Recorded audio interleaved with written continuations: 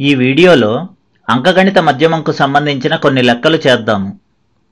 ప్రశ్న: హైదరాబాదులో 2011 ఫిబ్రవరి 26 నుండి మార్చి 4 వరకు వారంలో ప్రతిరోజు గరిష్ట ఉష్ణోగ్రతలు 26 డిగ్రీల సెల్సియస్, 27 డిగ్రీల సెల్సియస్, 30 డిగ్రీల సెల్సియస్, 30 డిగ్రీల సెల్సియస్, 32 డిగ్రీల సెల్సియస్, 33 డిగ్రీల సెల్సియస్, 32 డిగ్రీల సెల్సియస్గా నమోదయ్యాయి.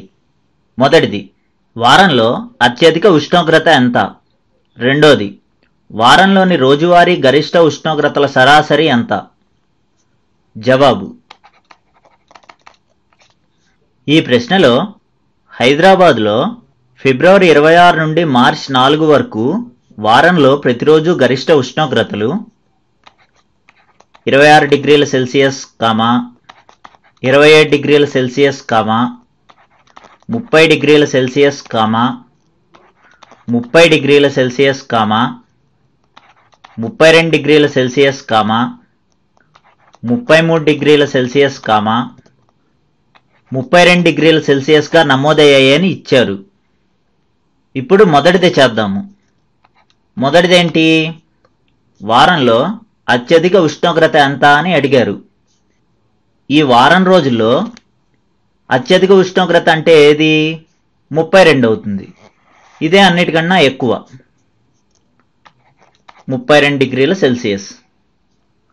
ఇప్పుడు రెండోది చేద్దాము. రెండోదేంటి? వారంలో రోజువారీ గరిష్ట ఉష్ణోగ్రతల సరాసరి ఎంత అని అడిగారు. అంటే అంకగణిత మధ్యమం సూత్రం ఏంటి? రాసుల మొత్తం విలువ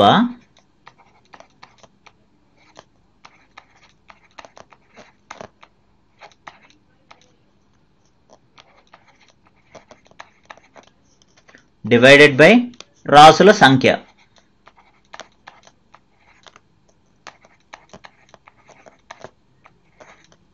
రాసుల మొత్తం విలువ అంటే ఏంటి?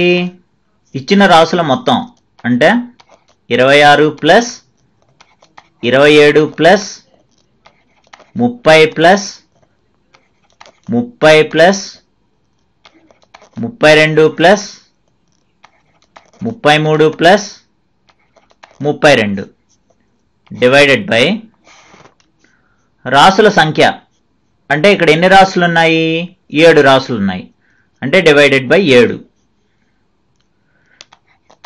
26 ప్లస్ 27, 6 ప్లస్ 7 అంటే 13, 1 ప్లస్ 2 అంటే 3, 3 ప్లస్ 2 అంటే 5, 53, 53 ప్లస్ 30 అంటే 83, 83 ప్లస్ 30 అంటే 3 ప్లస్ 0 అంటే 3, 8 ప్లస్ 3 అంటే 11, అంటే 113 వచ్చింది. ఈ 113 ప్లస్ ఈ 32, 3 ప్లస్ 2 అంటే 5, 1 ప్లస్ 3 అంటే 4, 1, 145 ప్లస్ 33,